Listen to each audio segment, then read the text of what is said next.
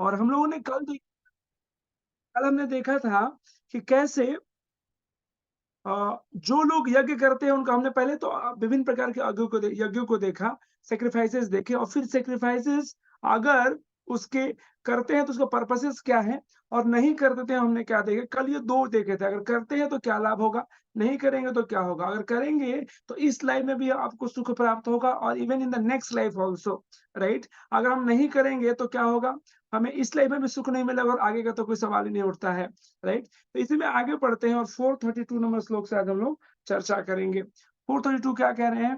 कह रहे हैं, एहम एवं बहुविधा यज्ञा वितता ब्राह्मणो मुखे कर्मजान विद्धि तान सर्वान एवं ज्ञात्वा विमोक्षसे। ये विभिन्न प्रकार के यज्ञ वेद सम्मत हैं और ये सभी विभिन्न प्रकार के कर्मों से उत्पन्न हैं। उन्हें इस रूप में जानने पर तुम मुक्त हो जाओगे, राइट? तो यहाँ पर हम क्या देख रहे हैं कि डिफरेंट टाइप्स ऑफ यज्ञों की चर्चा हमने पीछे देखी। हमने द्रव्य यज्ञ देखा, हमने तप यज्ञ देखा, योग यज्ञ देखा, हमने स्वाध्याय देखा और एक प्रकार से अनेक यज्ञ देवताओं को प्रसन्न करने के लिए, ब्रह्म ज्योति में मर्ज होने के लिए, ब्रह्मचर्य गृहस्थ, ऐसे अनेक यज्ञों को हमने पास में देखा है। तो इसीलिए कह रहे हैं यहाँ पे कि ये विभिन्न प्रकार के यज्ञ वेद सम्मत हैं। तो यहाँ पर मुख्य रूप से कहा जा रहा है कि जो यज्ञ है तो कोई पूछ ये अलग-अलग यज्ञ के बारे में चर्चा हो रही है तो कोई ऐसा प्रश्न ज़रूर पूछ सकता है कि अलग-अलग यज्ञ करने की क्या ज़रूरत है? तो उदाहरण देते हैं, आप ऐसे समझने के लिए समझिए कि अगर हम जब हॉस्पिटल जाते हैं, डॉक्टर के पास जाते हैं, तो डॉक्टर हर एक पेशेंट को एक ही दवा नहीं देता। जिस प्रकार का रोग होता है, उसे उस प्रकार का दवा दिया जाता है। उसी प्रकार से यज्ञ भी जो है, जो शास्त्र संगत है, शास्त्र वैदिक इंजेक्शन से दिया जा रहा है, वो भी जिस व्यक्ति का जैसा क्या है, जैसा रोग है इन द सेंस जैसे उसकी इच्छाएँ रहती है, वो उस प्रकार से डेमिगॉड्स को अप्रोच करता है, उस प्रकार का यज्ञ करता है। तो इसलिए डिफरेंट रोगी, डिफरेंट आई मीन डिज़ीज़ हमें डिफरेंट मेडिसिन मिलता है, उसी प्रकार से डिफरेंट सैक्रिफाइसेज़ हैं, वो डिफरेंट पर्पसेज़ के लिए हैं। हाँ, भले ही अलग-अलग पर्पसेज़ हैं, लेकिन इन सब का अगर हम कॉमन थीम देखेंगे तो पर्पस क्या होता है? Self control, right? और और ये जो चूँकि ये वेदों से आए हुए हैं चीज़ें हैं, शास्त्र उन्मुख हैं, तो क्या करेंगे आपको एलिवेट करेंगे। भले कोई व्यक्ति भले निम्न स्तर पे है तो डे बाय डे स्लोली क्या होगा, वो अपना कैटेगरी बढ़ाएगा, उसकी चेतना शुद्ध होती जाएगी, राइट? ये चीज़ होगा। लेकिन अगर कोई क्या करे शास्त्र में दिए गई चीज़ों को ना मानकर अपने मन के चीज़ों को पालन करे, तो उसे डिग्रेड करेगी क्योंकि मन के आधार पे चीज़ें नहीं कर सकते हैं। हाँ, नो नो अपना खुद का सैक्रिफाइस या अपने द्वारा बनाए गए कुछ नए सैक्रिफाइस नहीं करने, यज्ञ नहीं करने हैं, राइट? और एक और पॉइंट जो था इस 32 नंबर श्लोक में प्रभुपाद जी लिख रहे हैं कि जो लोग हैं टाइटली बाउंड हैं, बहुत ज़्यादा क्या कहेंगे आसक्त हैं किस चीज़ से? उम, इस कंसेप्शन से कि मैं इस शरीर हूँ। लोग अलग-अलग प्रकार के यज्ञ भी जो करते हैं तो अपने इंद्र तृप्ति को ध्यान में रख के करते हैं और धीरे-धीरे उनका ज़रूर विकास होता है। जैसे देखिए अगले वाले श्लोक में इस चीज़ को बताया जाएगा। जैसे या इसी श्लोक में प्रभुपाद जी तात्पर्य में लिख रहे हैं एक और पॉइंट कि देखिए, लोग क्या है ना अपने शरीर से बहुत आसक्त हैं, राइट? और इवन भक्त भी इवन हम लोग जो इवन जो डिवोटी नए आते हैं या फिर बहुत मुश्किल होता है बहुत समय होने के बाद भी अपने आप को समझ पाना और समझा पाना कि हम शरीर नहीं क्या है, हम आत्मा है। देखिए, हम सब जानते हैं ना हम शरीर नहीं आत्मा है, ठीक है? सभी लोग जानते हैं, लेकिन मैं कुछ ऐसे कमेंट करूँ तुरंत हमें बुरा लग जाता है। इसका क्या मतलब है? अभी भी हम अपने आप को शारीरिक स्तर पे ही देख रहे हैं, राइट? अगर कोई व्यक्ति आपको किसी इस प्रकार की चीज़ों के लिए कमेंट करे तो हमें प्रभावित नहीं होना चाहिए वास्तव में, राइट? तो बात ये फैक्ट है कि हम जानते हैं लेकिन जानते नहीं। हम जानते हैं कि हम शरीर नहीं आत्मा है, लेकिन एक्ट हम शरीर के स्तर पे ही कर रहे हैं मैक्सिमम टाइम, राइट? हम जो भी चीज़ें इंद्र तृप्ति में हमारा मन भागते रहता है। हम अगर आत्मा के स्तर पे कार्य करने लगे तो हमेशा ये सोचेंगे, राइट, कि कैसे हम भक्ति को आगे बढ़ाएँ? कैसे हम भगवान का स्मरण चिंतन हमेशा करते रहें? इस दिशा में आगे बढ़ने का प्रयास करना चाहिए, राइट? लेकिन यहाँ पर हम देख रहे हैं कि क्या हो रहा है कि रोगी आई मीन जो व्यक्ति है रोगी हो गया है, जो भक्त भी है इनिशियली तो बहुत आपको एफर्ट डालना पड़ता है इस चीज़ को जानने के लिए और इसको उपयोग में लाने के लिए, विज्ञान को विज्ञान में बदलने के लिए कि हम शरीर नहीं आत्मा है और उस स्तर पे कार्य करना नहीं, तो हम लोग उसी स्तर पे कार्य करते हैं। इसीलिए जो वेदास हैं अलग-अलग सैक्रिफाइस इसलिए बता रहे हैं क्योंकि आप यहाँ पे पढ़ेंगे क्या लिख रहे हैं प्रभुपाद जी यहाँ पर कि चूँकि लोग देहात्म बुद्धि में लीन हैं, डायरेक्टली ये वर्ड हुआ है, चूँकि देहात्म बुद्धि में लोग लीन हैं, तो क्या कर रहे हैं प्रभुपाद जी बता रहे हैं कि इन यज्ञों की व्यवस्था इस प्रकार से की गई है कि मनुष्य उन्हें अपने शरीर, मन अथवा बुद्धि के अनुसार संपन्न कर सके। तो बहुत सुंदर शास्त्र जो है बहुत ही बुद्धिमान है। जो वेद व्यास ने जो शास्त्र लिखा है, ये बहुत बुद्धिमत्ता का कार्य किया कि जो व्यक्ति जहाँ पर है, उसे उस स्तर से उठाए जाने का प्रयास किया जा रहा है। जो कोई मान लीजिए कोई शारीरिक स्तर पे है, ठीक है आप दान करो, हमने देखा था ना, दान यज्ञ जहाँ पे आप चैरिटी करते हैं, आप अनाथ आश्रय अनाथ आश्रय में बच्चों को आश्रय देते हैं, ऐसे डिफरेंट चैरिटीज़ करते हैं, उधर आ जाएगा। तपयज्ञ होगा जब आप शरीर को कष्ट दे रहे हैं, राइट? फिर आप क्या करोगे? योग करोगे, मन को नियंत्रण करना, तो मन के लिए हो गया। यही तो प्रभुपाद जी लिख रहे हैं कि मनुष्य उन्हें अलग-अलग प्रकार की व्यवस्था की गई है। मनुष्य अपने शरीर, मन तथा बुद्धि के अनुसार करता है। शास्त्र का पढ़ना बुद्धि को के हिसाब से हो गया। तो इस प्रकार के यज्ञों की व्यवस्था की गई है ताकि जीव क्या करे? धीरे-धीरे अपने आप को प्यूरिफाई करे और by doing this what will happen? One will get purified. अलग-अलग प्रकार के यज्ञ करेगा मन के हिसाब से, बुद्धि के हिसाब के, शरीर के हिसाब से, तो अपने आप को शुद्ध कर पाएगा। क्योंकि इन जनरल हमें जानना है कि मनुष्य शरीर मिला क्यों है? ये जो मनुष्य शरीर मिला है इसे ब्रेक ओपन करने के लिए मिला है। किसको ब्रेक करना है? तो birth, old age, disease and death का जो साइकिल है उसे ब्रेक ओपन करना है, राइट? और ये मनुष्य जीवन में ही पॉसिबल है, राइट? तो डिफरेंट सॉल्यूशन, है ना? तो ये चीज़ें अभी तक देखा हमने। प्रभुपाद जी लास्ट में लिख रहे हैं, देह से मुक्ति होने के लिए इन सब का विधान है। देह से मुक्त होने के लिए इन सब का विधान किया गया है। इसी की पुष्टि यहाँ पर भगवान ने अपने श्रीमुख से की है, तो भगवान यहाँ बता रहे हैं। और एक और चीज़ देखेंगे जो प्रभुपाद जी हमें यूनिकली देते हैं, वे बताते हैं कि ठीक है, हर एक युगों में, सतयुगों में विशेष प्रकार का आपको बहुत भयंकर यज्ञ तपस्या करना पड़ता था। किसी युग में आपको डिटी वर्शिप करना है, राइट? किसी यज्ञ में यज्ञ करना है, लेकिन कलयुग में एक ही यज्ञ करना है, वो हरिनाम संकीर्तन। कलयुग में एक ही यज्ञ और इसके माध्यम से हम भगवान को बहुत ईज़िली प्रसन्न कर सकते हैं, राइट? और देखिए कि कलयुग है तो यहाँ पर चूँकि कैपेसिटी बहुत कम है जीव की। सतयुग में क्या था, लाख वर्ष जीव जीता था, तो तपस्या करके अपने आप को परफेक्ट कर सकता था। लेकिन कलयुग में हम जीव जो हैं 16 माला जप करने में भी 4 बार हम टाइम माँगते हैं, प्रभु जी सुबह में, दोपहर में, शाम मिला के कर सकते हैं। ऐसे-ऐसे हम प्रश्न पूछते हैं, राइट? तो यहाँ पर कंसेशन है कि केवल 16 माला जप करके हम भगवान को प्रसन्न कर सकते हैं और ये जो जन्म मृत्यु का जो चक्कर है उसे हम बाहर निकल सकते हैं। तो now we cannot think of losing this opportunity. कोई भी जो थोड़ा-सा भी व्यक्ति गंभीर है अपने जीवन में, तो सुंदर जो अवसर हमें प्राप्त है, जहाँ पर हम बस भगवान के धाम में प्रवेश करने का रास्ता पा सकते हैं, उसे हमें खोना नहीं है। ये चीज़ हम देख सकते हैं इस श्लोक में, राइट? अभी भी थोड़ा समय बचा है, आई थिंक हम लोग अगला श्लोक भी ले सकते हैं।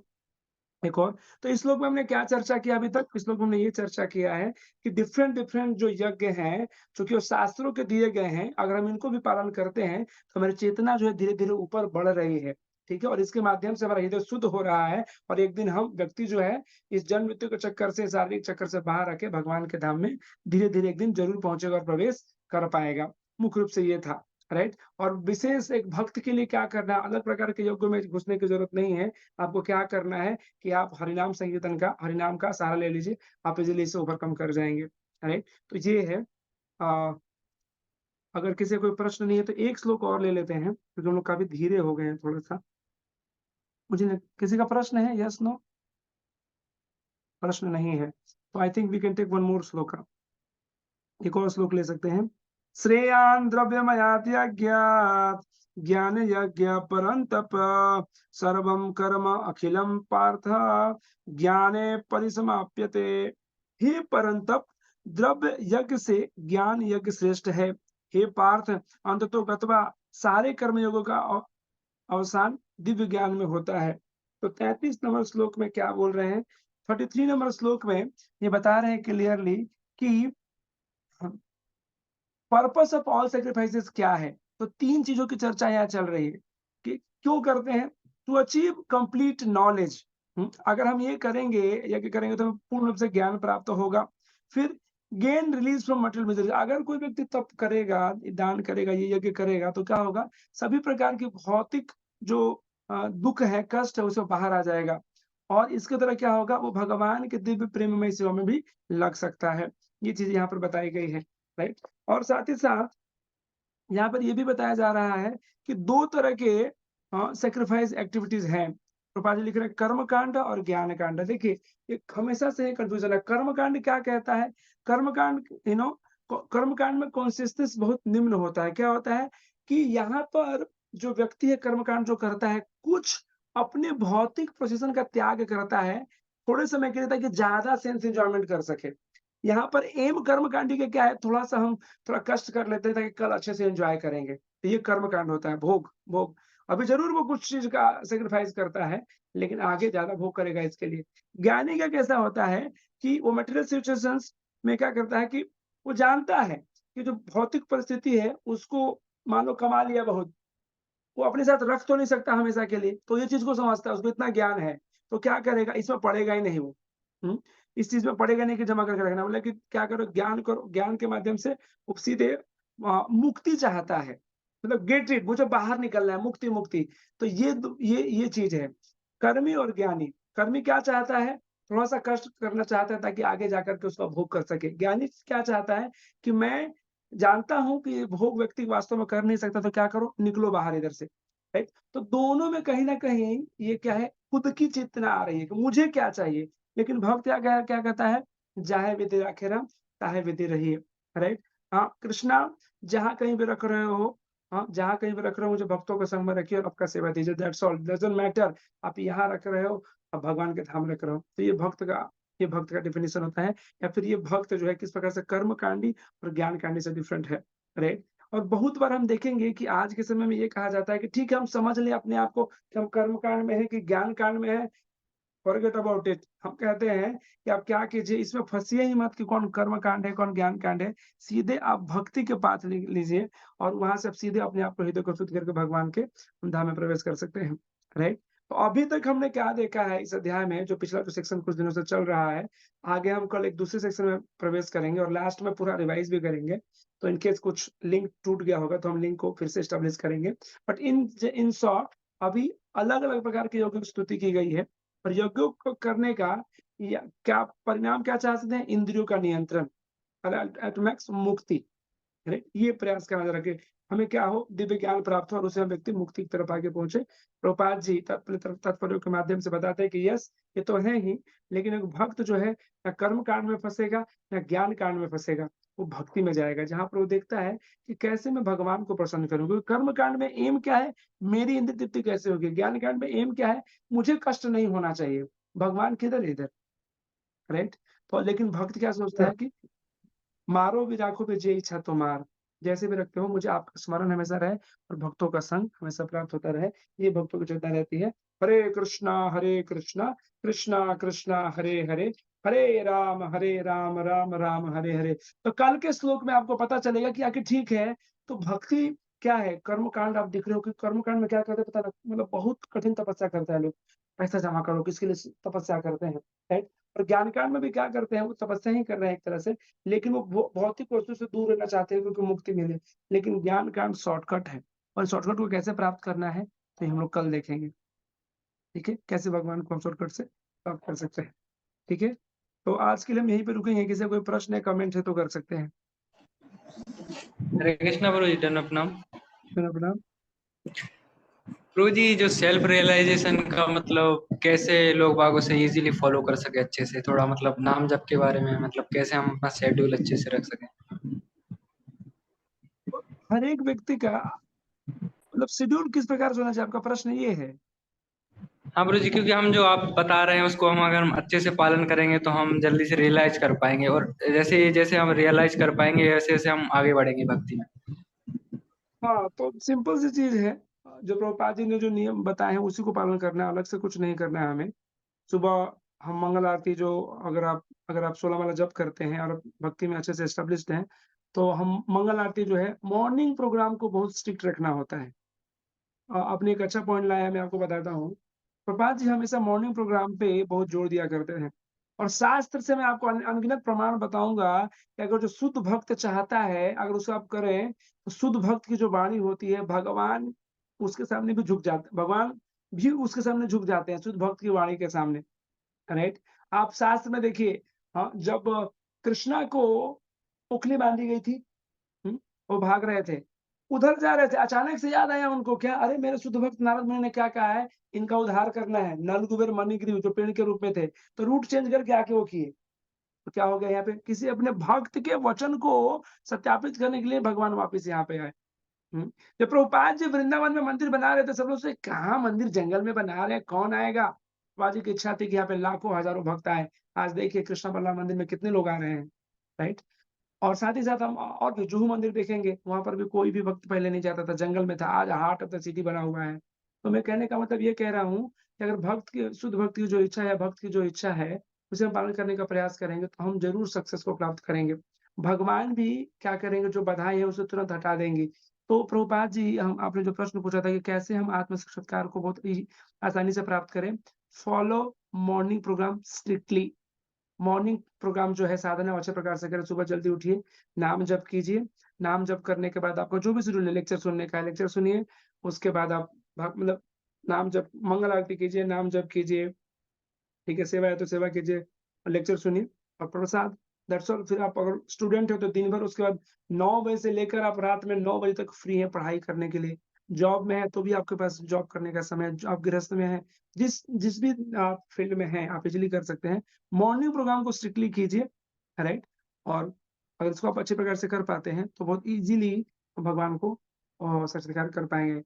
एक जो सबसे बड़ा ऑब्स्टेकल आता है इसमें, वो होता है मैकेनिकल। मैकेनिकल मतलब कुछ दिनों के बाद क्या होता है, बस यांत्रिक रूप से हमारी चीज़ें चलने लगती है। हम सुबह उठ जाते हैं, हमारा हाथ माले के अंदर घुस जाता है, हरे कृष्णा, कृष्णा कृष्णा करते रहते हैं, लेकिन चेतना हमारी वहाँ नहीं रहती है। तो भक्ति का मतलब होता है चेतना को डालना, राइट? नहीं तो मशीन थोड़ी है, मशीन को ऑन कर देंगे तो वो भी हरे कृष्णा मंत्र बोल रहा है, लेकिन क्या वो भगवान के धाम जाएगा? नहीं, उसने चेतना नहीं डाला है। तो उसी प्रकार से हम भी मशीन की तरह बोलते रहेंगे, तो कोई फ़र्क नहीं पड़ेगा। जो हम बोलते हैं उसे हमें मीन करना चाहिए।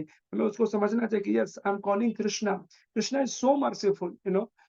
जैसे कि मैं एक और आज चीज़ें बहुत आज मैं थोड़ा-सा रिफ्लेक्ट कर रहा था कि लोग बहुत खुश थे कि राम आए हैं, राम आए हैं। जब अयोध्या में राम जी आ गए तो लोग कितने खुश थे। मैं भी खुश हूँ, हम सब लोग खुश हैं। लेकिन मैं सोच रहा था कि for how many years I have abandoned Lord within my heart, is it not? हम लोग रोते हैं क्या? हमारे हृदय में भगवान है, लेकिन हमने तो उनको कई कितने समय से छोड़ दिया है। हम कभी सोचते हैं सुबह उठ कर के पहली चीज़ कि अरे आज भगवान को क्या अच्छा-अच्छा लगेगा, हम वो करेंगे। हम क्या सोचते हैं? हम हम जॉब के बारे में सोचते हैं, हम पढ़ाई के बारे में सोचते हैं, हम पति-पत्नी के बारे में सोचता है, लड़का-लड़की के बारे में सोचता है, मोबाइल चार्ज हुआ कि नहीं उसके बारे में सोचते हैं। हम कितनी बार है जो हम सुबह में ये सोचते हैं। और कुछ नहीं तो हम यही सोचते हैं ना, आप खुद सोचो, हम राम आएँगे, राम आ गए अयोध्या में तो हम लोग बहुत खुश हुए हैं। लेकिन वही राम हमारे हृदय में भी है, क्या उसको हम रियलाइज़ करने के लिए क्या कर रहे हैं? तो actually our heart should cry for this, you know. तो मॉर्निंग ऐसे अचानक से पता नहीं कैसे रिफ्लेक्शन आ रहा था कि he is there in our heart but we are not realising it. हम उसको अनुभव नहीं कर रहे हैं। ये सबसे बड़ा हमारे लिए एक तरह से रिकाइंडलिंग विज़डम रिवाइविंग लव। ऐसा नहीं है कि कृष्ण प्रेम बाहर से हमें डालना है। कृष्ण हमारे हृदय में ही है और प्रेम उत्पन्न कर सकते हैं। थोड़ा-सा चीज़ों को समझना है कि हम क्या कर रहे हैं। जो प्रभुपाद जी बोल रहे थे ना कि मनुष्य जो क्या है देह आत्म बुद्धि में लीन हो गया है। वो पूरी तरह से वो इतना ज़्यादा इंटू इट है ना कि हम कह तो रहे हैं, हम बोल तो रहे हैं, लेकिन जब इंद्रिय तृप्ति सामने आती है तो सब बैकग्राउंड में चला जाता है। सारा ज्ञान पीछे चला गया और हम भोग में लग जाते हैं, राइट? जब कोई व्यक्ति आपको अपमानित कर रहा है, उस समय ज्ञान नहीं है, अरे! हुँ, मेरे को ऐसा बोल दिया, तेरी तो ऐसी की तैसी। हम इन जनरल हम करते हैं कि नहीं करते हैं? राइट? मैं कोई अपशब्द नहीं बोल रहा हूँ। इन जनरल मैं एग्ज़ाम्पल बता रहा था। हम लोग ऐसा करने लगते हैं, तो हम शरीर से बहुत हटा सकते हैं। तो अगर हमें आपका प्रश्न को मैं 2-3 एस्पेक्ट में और ऐड कर लिया। बट अगर हम थोड़ा-सा हमें सीरियस होना है कि हम जो चीज़ें कर रहे हैं, मैकेनिकल ना करके कॉन्शियस चेतना डाल के करें, तो बहुत ईज़िली भगवान का साक्षात्कार और बहुत जल्दी कर सकते हैं। भक्ति जो है, एक पर्सनल प्रोसेस है। ये कोई आपको ज़बरदस्ती गर्दन पकड़ के नहीं करा सकता है ना? आप आपकी श्रद्धा से 2 माला, 4 माला जितनी आपकी श्रद्धा भी है, उससे कर रहे हैं। लेकिन धीरे-धीरे जो हमारे आचार्य चाहते हैं, वहाँ तक बढ़ना चाहिए। अगर आपको लग रहा है कि इससे क्या आपको फ़ायदे होंगे, आप मिलिए इस्कॉन इंदौर निपानिया में एक जो छोटा-सा मंदिर है, मैं यहाँ छोटा-सा मंदिर, छोटा-सा रूम है यहाँ पे। फिर बड़ा मंदिर आप लोग के सहयोग से बन रहा है, बट रूम तो इतना ही बड़ा रहेगा, पर्सनल रूम। तो आप यहाँ पे आएँगे तो आप मिल कर के आप ओपनली बात कर सकते हैं कि कैसे नाम जप से आपको कितना लाभ हो सकता है। इस मनुष्य जीवन को सार्थक बनाना है, कुछ समझ रहा है लेक्चर में, नहीं समझ रहा है चलेगा, आप नाम जप का आश्रय ले लीजिए। आपको सब कुछ समझेगा कि भगवान कहते हैं 10.10 तेषाम सतत युक्तानाम भजताम प्रीतिपूर्वकम ददामि बुद्धिम योगम तम येन माम उपयान्ति ते। भगवान कहते कोई व्यक्ति हो सकता है सोचता है कि मैं उतना बुद्धिमान नहीं हूँ, मैं भगवान को कैसे जान पाऊंगा। भगवान कहते हैं मैं तुम्हारे हृदय में हूँ बेटा, मैं तुम्हें हृदय से ज्ञान दूंगा, मैं तुम्हें हृदय से समझाऊंगा, कोई बाहर का व्यक्ति नहीं लगेगा तुमको, राइट। बट उसके लिए करना क्या पड़ेगा, तेषाम सतत युक्तानाम भजताम आउट ऑफ लव प्रीति पूर्वकम, देन तब क्या होगा, ददामी तब भगवान देंगे बुद्धिम योगम तम ये न माम उपयान्ति कि मेरे तक आप कैसे पहुंच पाओगे, राइट। तो भक्ति इज साइंटिफिक प्रोसेस। आप बने रहिए, नाम जब बहुत दृढ़ता से करते रहिए, आपको खुद पता नहीं है कि आप क्या कर रहे हो। जिस दिन आपको पता चलेगा, हाँ, एक व्यक्ति को पता चला ना कि भक्ति में क्या है, तो पहले माला नहीं करता था, उसको माला का वो मेकअप कर रहा था। तब तो खैर ब्रह्मचारी है तो ज्यादा समय तक तो डबल ट्रिपल माला करने लगे। जब उनको एहसास हुआ एक दिन की मेकअप मेकअप मतलब पहले वो 8 माला 4 माला करते थे। जब पता चला कि अरे मेरा तो माला 16 माला किया ही नहीं मैंने, मेरा लाइफ कितना वेस्ट हो गया है। तो बाद में वो ज़्यादा माला करने लगे, ऐसा करके बहुत ज़्यादा माला करते थे। हाँ, खैर जो ज़्यादा माला करते हैं आप 16 माला करना चाहिए, और उसके ऊपर के जो माला होता है उसके लिए आपको आपके वरिष्ठ से परमिशन लेके ही करना चाहिए। जो आपके मेंटर होते हैं, आपके काउंसलर होते हैं, जो आपके शिक्षा गुरु हैं, उनसे पूछ के ही ज़्यादा माला करना चाहिए। तो क्या होगा कि आप स्टूडेंट हो, अच्छे से इंस्पायर्ड हो गए, कल से माला करना ज़्यादा चालू कर दिया, पढ़ाई गया ऐसा, तो फिर क्या होगा, मार्क्स कम होगा, तो फिर सब लोग आपकी भक्ति को ही दोष देंगे। तो ज़्यादा इस प्रकार से उत्साहित नहीं होना है। बेसिक मिनिमम जो चीज़ें बताई है वो ज़रूर करना है, आपके धर्म को पालन करते हुए करना है। हुँ, हरे कृष्णा। तो रुचि माता जी का प्रश्न है, हाथ उठाए हैं, और मैं तो ओवर टाइम जा ही चुका हूँ। हाँ, एक ही श्लोक सही है, 2 श्लोक में घुसेंगे तो ओवर टाइम होगा ही होगा। ठीक है, आप पूछ लीजिए, अब हमेशा आपके अच्छे प्रश्न होते हैं। हरे कृष्ण। जी, बोलिए आप। हरे कृष्ण प्रभु जी, दंडवत प्रणाम। जी। प्रभु जी, ये जैसे हर जगह कृष्ण ने अलग अलग नाम दिए हैं अर्जुन के, तो यहाँ पे मतलब उसका कोई कॉन्टेक्स्ट होता है तब वो बोलते हैं, तो यहाँ पे क्या कॉन्टेक्स्ट है, यहाँ पे परम तब क्यों बोला है? वो परम तप क्या है ना, चस्टाइजर ऑफ एनिमी। परम तप का मीनिंग होता है ओ चस्टाइजर ऑफ एनिमी, है ना? कि अरे आपने तो इतने बड़े-बड़े दुश्मनों को हराया है, आप इतनी सी बात तो समझो इस सेंस में, हे परम तप आप समझो। मतलब परम तप का मतलब मीनिंग हो गया, एग्जैक्ट मीनिंग है कि जो दुश्मनों को धूल चटाया हो, ऐसा। तो दिव्य आप इस चीज को समझो, तो उनको अलग-अलग एडजेक्टिव लगा के बता रहे हैं। तो द्रव्य यज्ञ से ज्ञान यज्ञ श्रेष्ठ है, इस चीज को आप समझो। आप इतने बड़े सब्जेक्ट मैटर को इजीली हैंडल कर पा रहे हो, इस चीज को भी समझो, इस सेंस में है। मेरी बुद्धि तो यहाँ तक कार्य कर रही है। हाँ, हरे कृष्ण। ठीक है, तो हम आज के लिए यहीं पे रुकेंगे। आप सबों का बहुत-बहुत धन्यवाद। श्रील प्रभुपाद की जय, श्रीमद् भगवद गीता की जय। Thank you very much. Hare Krishna. Hare Krishna Prabhu ji, दंडवत प्रणाम। हरे कृष्णा प्रभु जी, दंडवत प्रणाम।